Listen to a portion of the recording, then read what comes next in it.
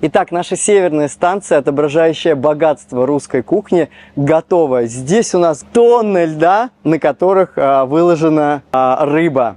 Форель, осетровые, сазанчики.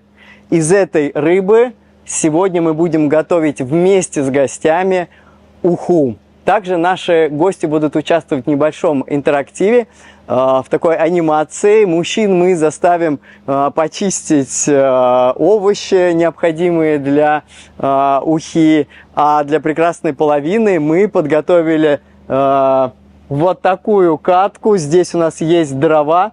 Мы дадим им в руки топор и попросим для нашего котла, в котором будет вариться уха, нарубить дрова. Это очень атмосферно и притянет сюда гостей мгновенно.